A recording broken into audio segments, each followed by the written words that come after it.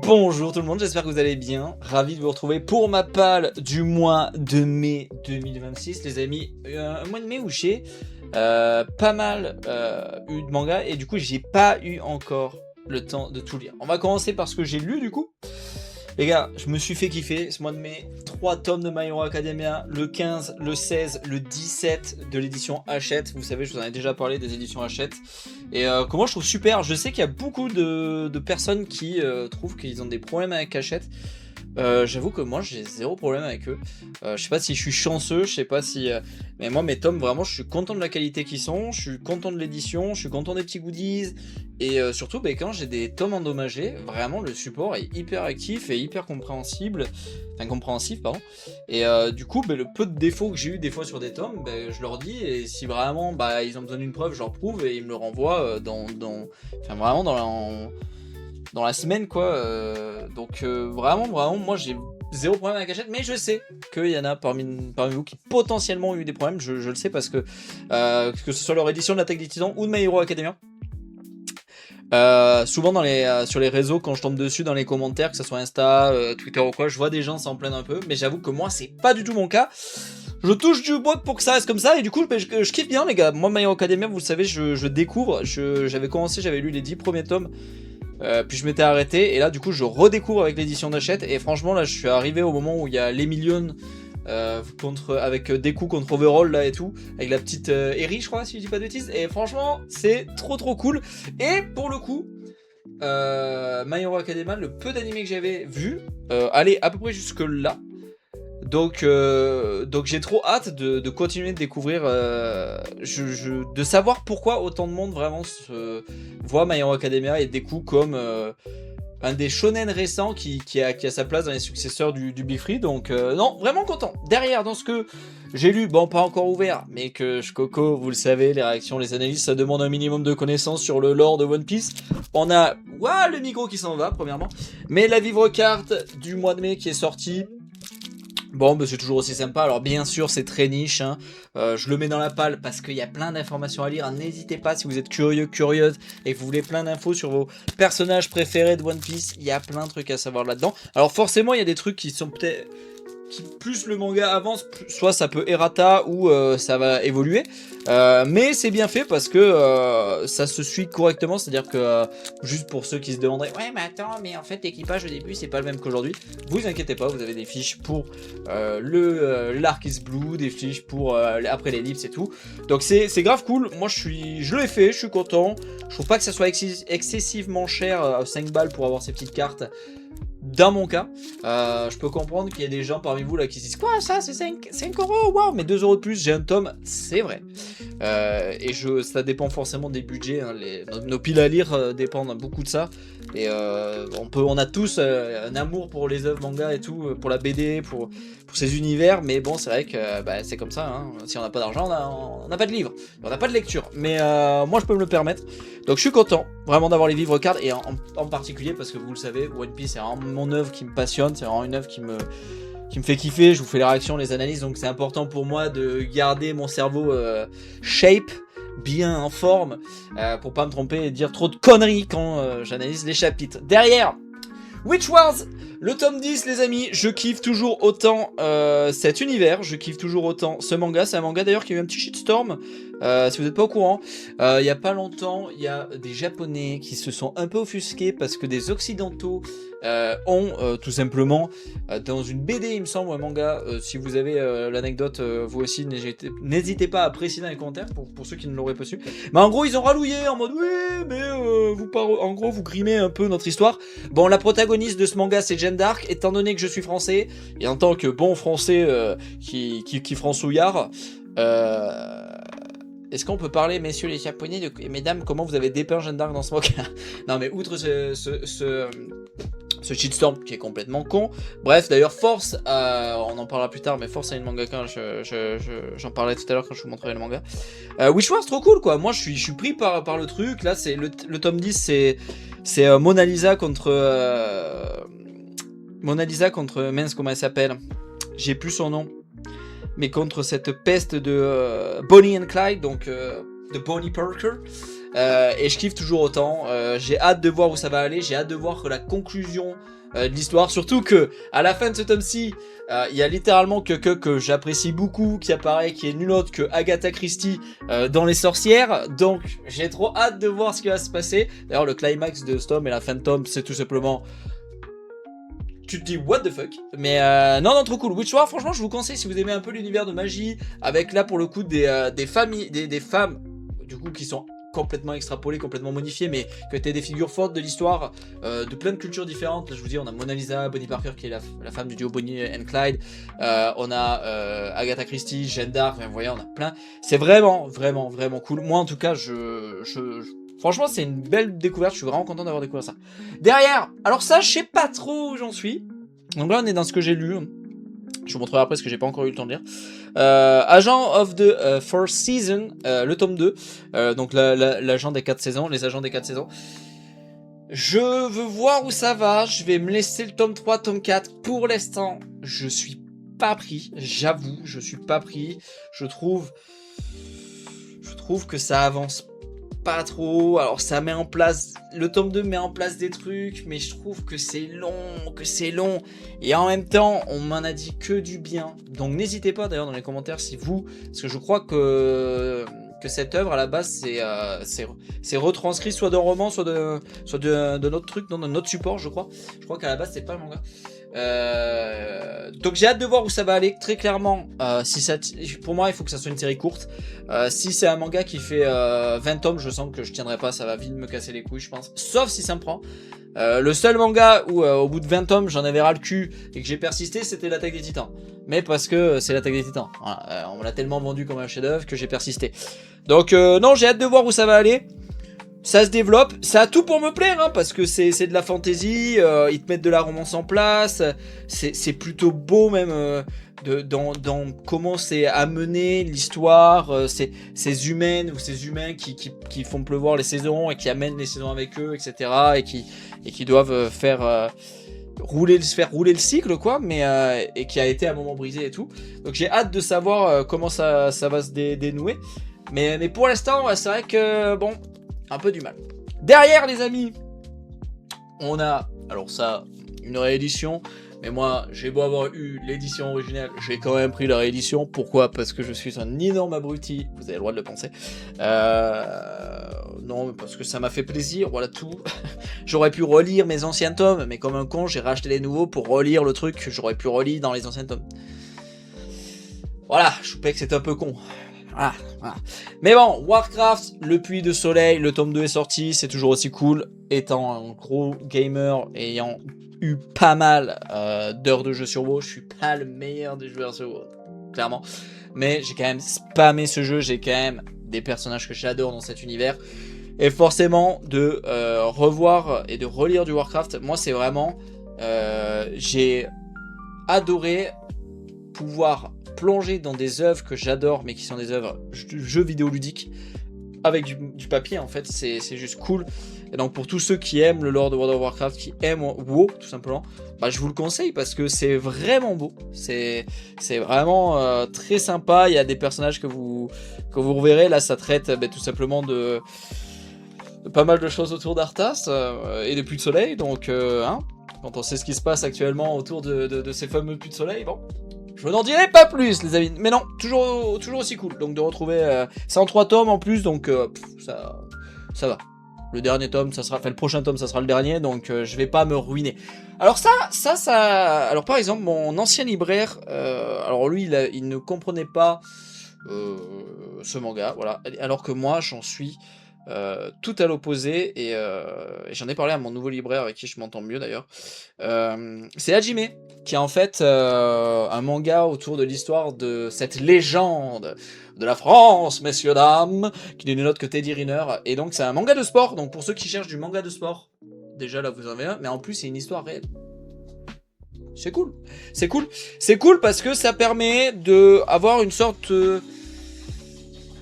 ouais, on pourrait presque dire une autobiographie en manga en fait. C'est Teddy Riner qui nous parle de ses premiers entraînements, de ses premières arrivées en compétition, de ses premiers rivaux, de ses premiers titres, jusqu'à la gloire, et de ses blessures, de comment ses parents géraient tout cela, le stress, la réussite et tout, de ses amis, et c'est vraiment vraiment cool. C'est une série qui est en 3 tomes, donc encore une fois, c'est une série qui peut ne pas vous ruiner. Alors comme d'habitude, hein, n'hésitez pas, je vous le dis souvent, mais moi je chine sur Vinted.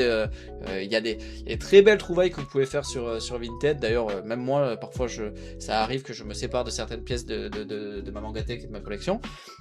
Donc si vous faites attention et que vous êtes précautionneux et que le vendeur ou la vendeuse est sérieuse, vous pouvez trouver des séries pour pas cher, franchement, sur Vinted ou sur eBay ou sur plein d'autres. Enfin, vous voyez ce que je veux dire. Mais Hajime, non, vraiment cool. Petite série en 3 tomes pour ceux qui veulent du manga de sport et encore plus qui aimeraient découvrir, on va dire, une autobiographie dépeinte en manga d'une des plus grandes légendes du sport français. Franchement, foncez. Derrière, le dernier tome et la fin de l'histoire de cette petite histoire qui est Wild Strawberry, les amis, le tome 7. Écoutez, qu'est-ce que j'en ai pensé? Eh ben c'est très bien, voilà pourquoi c'est très bien, c'est ce que je dis, c'est que si l'histoire avait fait 15-20 tomes, j'aurais pété un plomb. Mais là en 7 tomes, je me dis, le mec, ou la dame d'ailleurs, je vais même pas vérifier, en tout cas, le mangaka qui a fait ce manga, ça a pas tiré trop en longueur, c'est bien.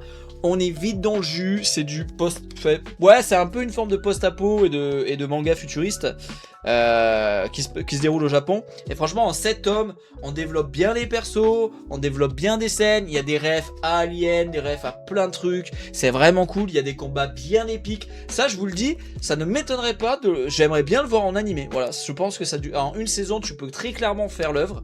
Et franchement, quand tu vois des scènes qu'il y a dépeintes dans le manga, déjà juste en dessin, tu te dis mais en animation tu fais ça et tu respectes un minimum les animateurs pour qu'ils puissent faire un bon boulot. Mais ça, je pense qu'il y en a, vous vous régalerez avec ça. Donc Wild Strawberry, manga post-apo, un peu futuriste dans le Japon et tout, full shonen combat machin, c'est ça franchement.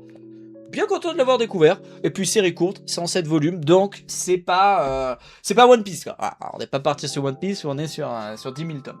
Derrière, comment ne pas vous parler de cette magnificence qu'est Bloom? Voilà, pour tous ceux comme moi, là, voilà, les émotifs, voilà, ceux qui aiment les histoires d'amour. Ah, Bloom, quel kiff. J'en parle avec une amie à moi et qui, elle, lit les scans. Et c'est vrai qu'elle en rigole beaucoup parce que là où j'en suis, je me fais déjà mes petits délires de qui serait en couple, qui soit pas juste Rintaro et Kaoruko. Donc moi je suis déjà en train de faire d'autres couples, tu vois. Mais j'ai trop hâte de les voir grandir, j'ai trop hâte de les voir évoluer. Là on voit que le groupe de meufs de Kaoruko s'intègre tout simplement au groupe de garçons. Ils se rencontrent, on voit un peu plein de choses, des peurs sociales et tout. C'est vraiment trop cool, moi j'aime bien. Alors je peux comprendre, pour être honnête, je connais quelqu'un qui trouve que c'est tellement poussé à tout ce qui sont les stéréotypes, de la timidité, des romances au Japon, etc. Ça l'a gavé. Mais moi, ça fonctionne. Moi, vous le savez, j'adore les romances. J'adore. Et moi, je les kiffe trop. Voilà, je les kiffe trop. Je leur souhaite juste d'être heureux. Voilà, aimez-vous, putain, aimez-vous les uns les autres, comme disait le père. Bon, voilà. Derrière. Alors ça, s'il vous plaît, vous derrière cet écran, si vous n'avez pas les moyens d'avoir une grande pile à lire, si vous n'avez pas les moyens tout court d'acheter des livres, déjà, n'hésitez pas, en France, il existe quelque chose qui s'appelle c'est les mangas, non, c'est les mangas, non, pas mangas, non. Eh ben merde, alors là je parais bien pour un con. Non mais vous savez, il y a des lieux qui existent où vous pouvez aller lire des livres et tout, c'est fait exprès, vous prenez un abonnement, ou je sais plus, moi quand j'étais petit je pouvais y aller, mais je sais plus comment ça s'appelle. Mais c'était pas Mangatech quoi. La médiathèque, voilà, oui, Choupec, ça y est, on les sort les 30 ans. Ouh. Alors si ça existe encore, je sais pas si... Alors on évite de voler les livres. Alors ça, parce que Vinted c'est cool, mais le nombre de fois où je croise des livres avec, je sais que c'est un autocollant de médiathèque dessus, je suis en mode espèce de petite saloperie. Allô, je sais que tu l'as volé le livre. Genre, tu as laissé l'autocollant de la médiathèque dessus, espèce d'abruti. Donc non, évitez de voler les livres. Hein. Essayez d'être bien éduqués, s'il vous plaît. Les parents qui regarderaient cette vidéo, éduquez bien vos gosses, s'il vous plaît. Parce que c'est de pire en pire, voilà. J'ose le dire, c'est de pire en pire. Quand je vois, moi, qui suis un trentenaire, je parais pour un vieux con. Et quand je vois les petits jeunes, là, me manquer de respect, là, je n'en peux plus. Non, si vous n'avez pas les moyens, et que vous avez par contre accès partager ou pas, que ce soit via vos moyens ou pas. L'atelier des sorciers, les amis. C'est arrivé en animé, c'est magnifique en animation, ils ont bossé comme des malades dessus, c'est magnifique. Si vous voulez, franchement, mais une œuvre qui est touchante, qui est deep, franchement, qui est bien bresson sur certains trucs, qui évolue bien, parce que là on est sur 15 tomes, là c'est le 15e tome, donc il y a des tomes, hein, on n'est pas... oh, Choupax... Non, non, il y a 15 tomes et ça tire pas en longueur, c'est vraiment cool. Et si vous voulez suivre cette magnifique petite Coco et son professeur qui est frais, dans un monde magique, bien construit, avec franchement des sujets traités bien bressons. Moi je me rappelle quand j'ai commencé Atelier des sorciers, au début je me disais ah ça va peut-être un peu enfantin, j'ai hâte de voir où ça va.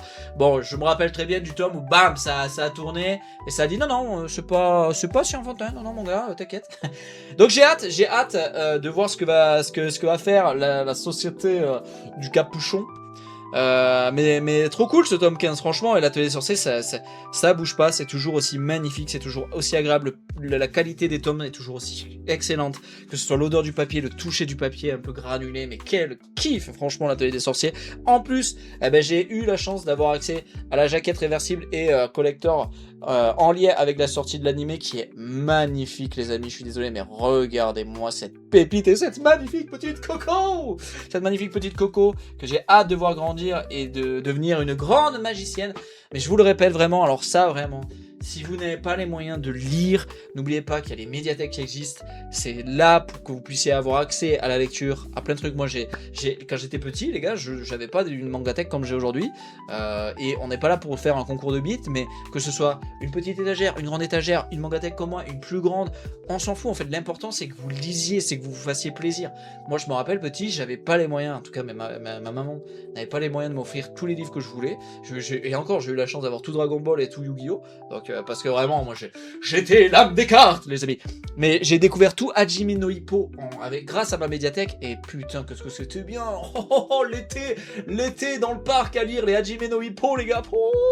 Incroyable. Donc n'hésitez pas. Et puis si vous n'avez pas accès à la médiathèque, il y a les plateformes de stream qui existent. N'hésitez pas avec les copains, les grands frères, le machin, s'il y aura des animés, vous piquez, vous faites un profil et vous allez voir l'atelier des sorciers. Allez, vous foncez. Quoi, t'es pas en train de regarder l'atelier des sorciers? Eh ben, casse t'attends. Non, attends, reste ici, c'est pas fini. Bon, alors là, on passe à la partie de ma palle que j'ai pas eu le temps de lire. Je suis grave à la bourre en ce mois de mai, voilà, sachez-le. Je sais pas ce que j'ai branlé. Voilà. Bon, il y a déjà pas mal de tomes, hein, j'en ai lu déjà pas mal. Mais j'ai pas eu le temps de tout lire. On commence avec Tani et Suzuki. Alors ça, c'est une romance, comment dire, je suis mitigé avec cette œuvre parce que j'ai du mal avec les dessins, c'est trop simpliste. Donc j'ai hâte de voir dans ce tome 4 où c'est que ça va aller. Est-ce que ça va réussir à me prendre et à m'attacher? Moi, vous le savez, que ça soit Bloom, Sexy Cosplay Doll qu'on a eu, ou encore tout simplement... merde, je l'ai plus en tête. Reviens ici le micro. Mais là je trouve que c'est un peu trop simpliste pour l'instant, ça me prend pas, j'ai un peu du mal. Je sais que c'est un truc qui parle, qui fait vraiment beaucoup parler et qui marche vraiment bien, Tani et Suzuki. Donc j'ai hâte de voir ce tome 4. En plus, alors par contre, ce qu'il faut reconnaître, c'est que moi qui aime les romances, dès le top 3, il y a des nouvelles romances qui fleurissent et donc je suis aux anges, ça c'est vrai. Mais c'est juste que le dessin, je trouve que c'est un... Alors, je suis incapable de faire ces dessins-là. Hein. Tout le respect pour l'auteur hein, ou l'autrice, pour la mangaka ou le mangaka, mais je trouve que par rapport à d'autres œuvres que je lis, bon, je suis en mode, bon, c'est un peu simpliste. Voilà. Pour être honnête avec vous, je trouve que c'est un peu simpliste. Derrière, alors ça, qu'est-ce que je suis heureux. Souvenez-vous, lors de la dernière vidéo de ma pile à lire, je vous ai parlé de Marduk Scramble chez Noé Graph, qui a enfin peut nous ressortir les œuvres après tout ce bourbier et ces 2 ans et demi sans production ni rien. Alors vous le savez, les tomes sont plus de la même qualité, ils sont différents. Vous le savez, les tomes ne sont plus à 3-4 euros, ils sont maintenant au prix tarifé de 7 euros, comme la plupart des mises en édition. Et Copélion, oui, le tome 5 et 6 qui vient de sortir, les amis, je suis trop heureux. Vous le savez, Copélion, je vous en ai parlé dans Je vous conseille un manga, je vous en avais parlé dans ce format-là, n'hésitez pas, franchement quel kiff, j'ai trop hâte de lire donc ce tome 5 et ce tome 6. Alors la peur que j'ai, c'est de plus pouvoir suivre, parce que comme ça fait 3 ans et demi que j'ai lu le 4, il y a peut-être un monde où je vais reprendre les 4 premiers pour me refaire l'histoire et me dire ok, on en était là, mais quel kiff de retrouver Copélion, quel kiff de les retrouver. Je suis trop content. Moi, c'est vraiment un truc que j'avais kiffé. Et pourtant, Dieu sait, alors peut-être vous ne le savez pas, mais je suis pas un très grand fan de post-apo, de trucs trop futuristes et tout. Mais c'est vrai qu'il y a des petites œuvres qui arrivent à me prendre, tout comme Mardox Rumble, tout comme Gun, tout comme Wild Strawberry.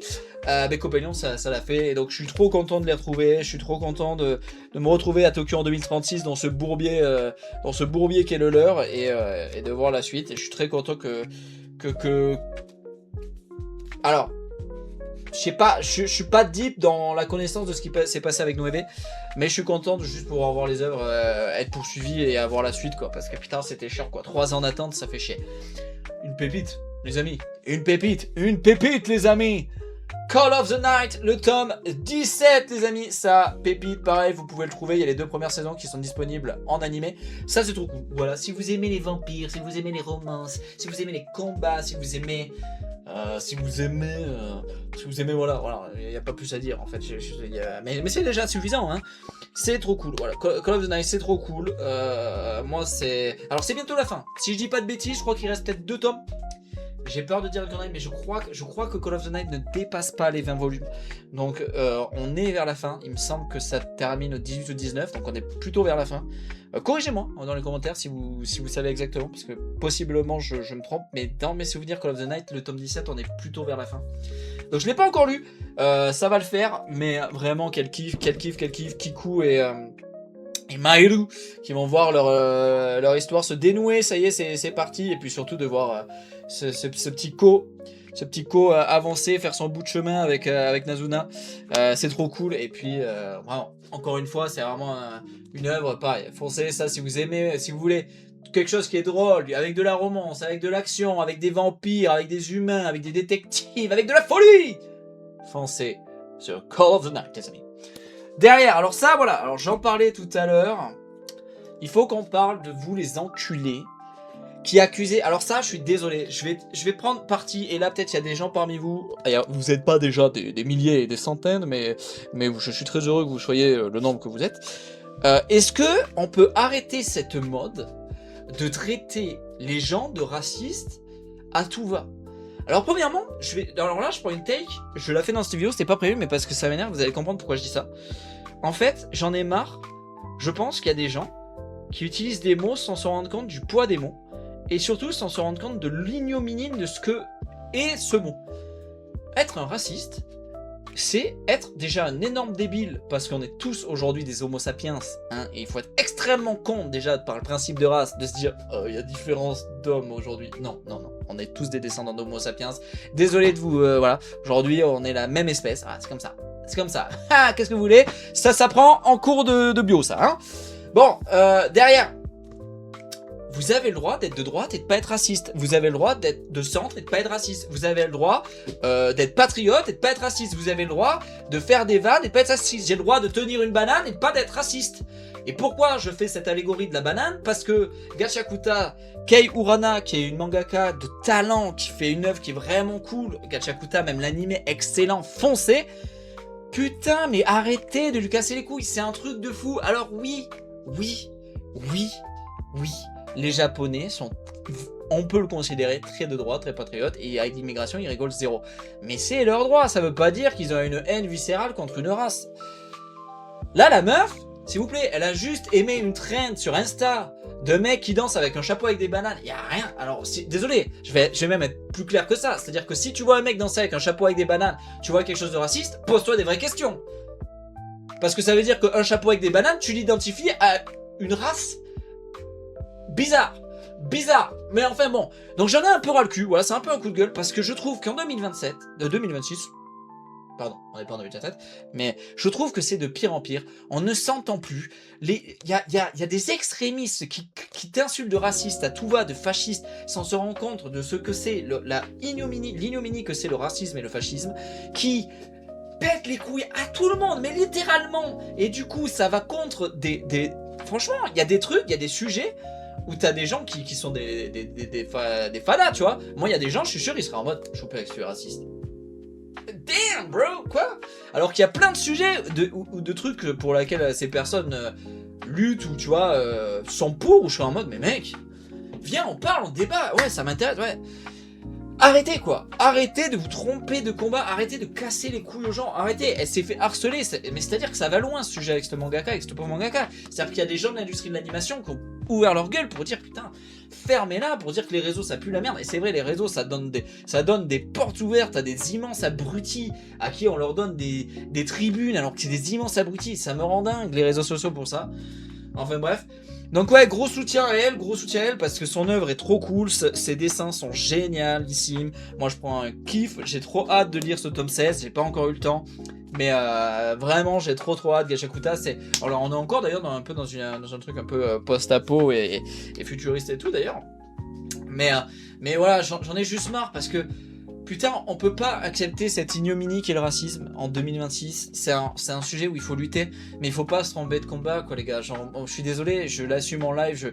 Moi, je vote plutôt un centre-droit, droite. Je suis pas un raciste, quoi. Et des gens qui...